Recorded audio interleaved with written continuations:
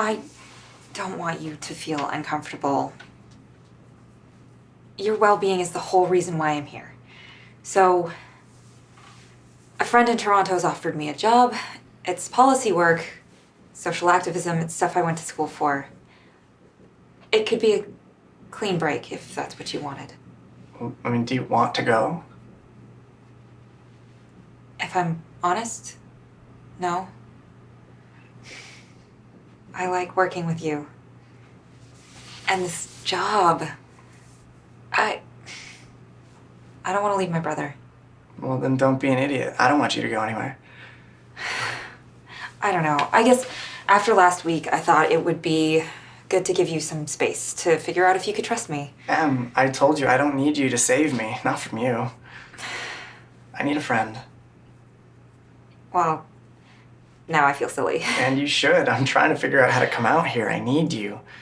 What? Yeah. Really? I thought that someone else knowing would be the scariest thing in the world for me, but instead, for the first time in my life, I can breathe knowing that when someone sees me, they see me. Oh, imagine what it's gonna be like when everyone can see you. Hold off on the talking about it's gonna be super inspirational. That's not what I mean. I remember what it was like when Jake came out. He went from being this little bug to being the monster that he is now, and I say that with love. I just think you're gonna discover so many new sides of yourself. That'll be really nice. Since my last, coming out, everybody expects me to be happy and excited to be free, but what they don't see is that this is just a more comfortable prison. It doesn't change the fact that I'm still trapped. Des, I think you're gonna be amazing. Thank you. I appreciate that. I think we just need a plan. Like steps 1 through whatever. Something to focus our energies on.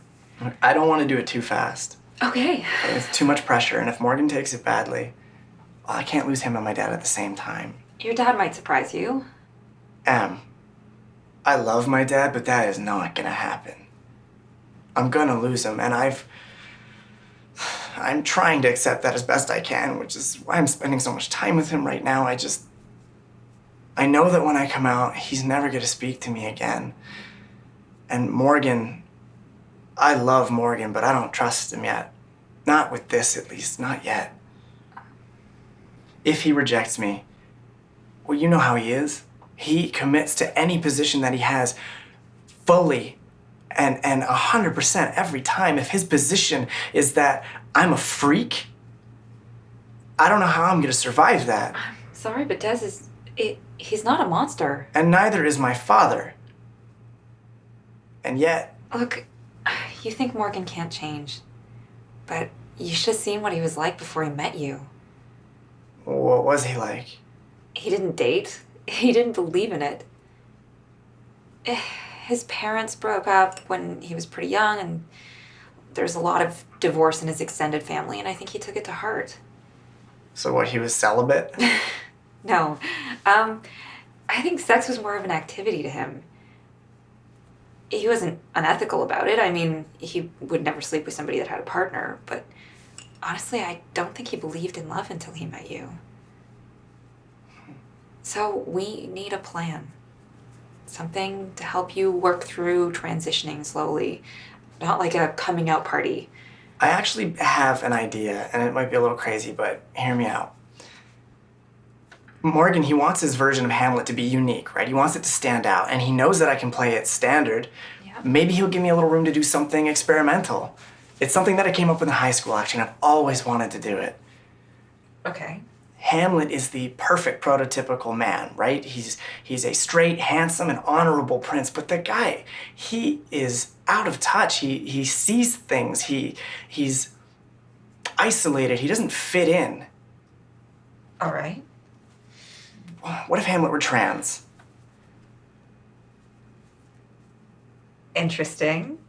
Right? Okay, hear me out. Hamlet is bound by tradition and expectation. Yeah. Groomed to be king, doomed to spending a lifetime building herself up to be trapped by obligation, and that role is stolen from her by her uncle, and she's relieved, but also guilty for wishing and getting her wish that she not become king. Right, and so when she decides to play crazy in order to ferret out her father's killer. She uses her true gender as part of her scheme to convince those around her that she's indeed gone mad.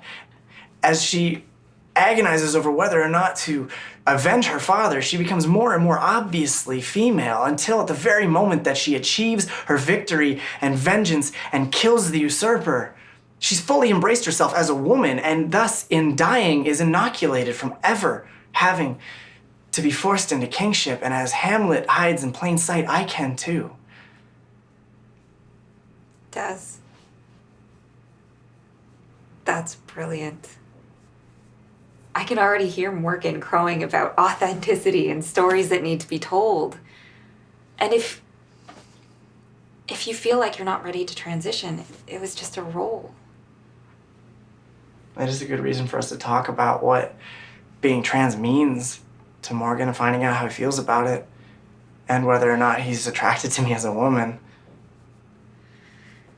Well then, I guess the only thing left to do is figure out how to pitch it to him. Yeah?